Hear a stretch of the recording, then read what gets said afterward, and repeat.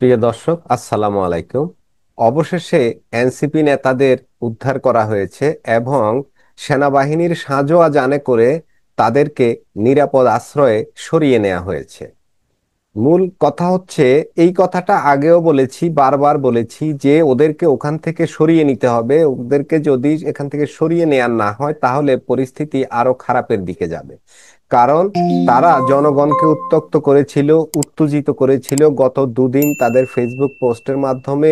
এবং গোপালগঞ্জে তারা যে সংক্ষিপ্ত সমাবেশ করেছে সেখানেও তারা অনেক উত্তেজনাপূর্ণ বক্তব্য দিয়েছেন। ফলে পরিস্থিতি ঘোলাটে হবে, এটাই তো স্বাভাবিক।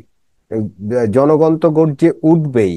এবং ওই এলাকাটা আওয়ামী লীগ অধ্যুষিত, অতএব সেখানে একেবারে নাই হলেও অসংখ্য আওয়ামী লীগের নিবেদিত প্রাণ মানুষ সেখানে রয়ে গেছে। এমনকি সেখানের যে সাধারণ মানুষ আছে তারাও কিন্তু তাদের গায়ে লেগেছে এই এনসিপি নেতাদের বক্তব্যগুলো।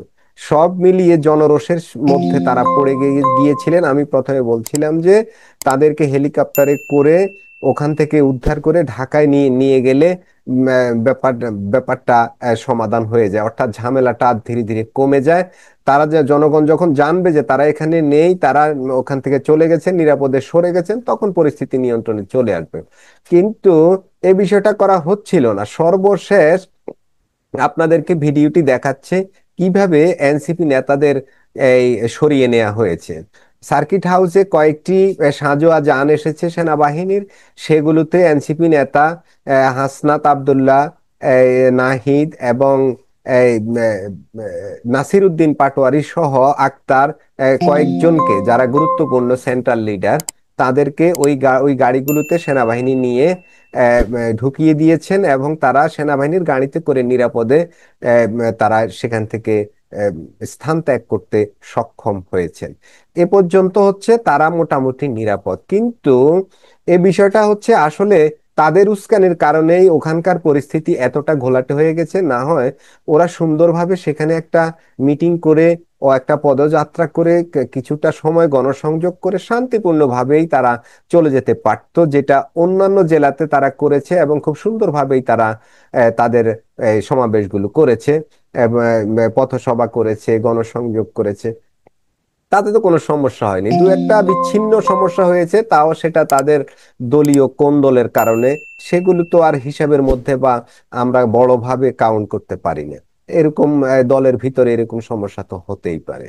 এখন কথা হচ্ছে, এই ঘটনাটি যেন আর বহু বেশি দূরে না গড়ায় সেই বিষয়টাকে লক্ষ্য রাখা দরকার। এরপরেও যদি তারা আবারও উস্কানিমূলক কথা বলে তাহলে কিন্তু এটা ছড়িয়ে পড়বে সারা দেশে।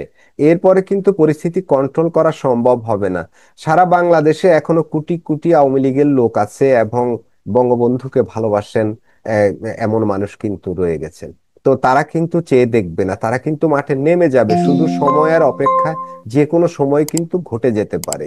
তো সেই হিসাবে সবাই সংযত আচরণ করা উচিত।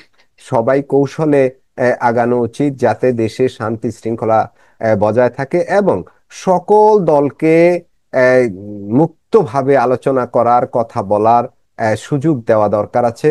কারণ মানুষকে কথা বলতে না দিলে কিন্তু জনরোষ তৈরি হয়। আর এই জনরোষ একবার তৈরি হলে সেটা কিন্তু ঠেকিয়ে রাখা যায় না। প্রিয় দর্শক, এনসিপি নেতাদের এই যেই বিষয়টি নিয়ে আমি সর্বশেষ বলবো সেটা হচ্ছে, আমাদের সেনাবাহিনী এনসিপি নেতাদের নিরাপত্তা দিয়েছেন এবং সেখানে গোপালগঞ্জের যে সাধারণ মানুষ আছে যারা এনসিপির এই সমাবেশকে প্রতিরোধ করার চেষ্টা করেছেন, সেনাবাহিনী, পুলিশ, বিজিবি, সবাই কিন্তু তাদের উপরে গুলি চালিয়েছেন, অস্ত্র চালিয়েছেন, দমন করার চেষ্টা করেছেন। তাহলে পরিবর্তনটা কোথায়? এখন তো সেনাবাহিনী জনগণের পক্ষে দাঁড়ায়নি, জনগণের বিপক্ষে দাঁড়িয়েছে। ওখানে জনরোষ যেদিকে গেছে, রোষের পক্ষে সেনাবাহিনী দাঁড়িয়েছে।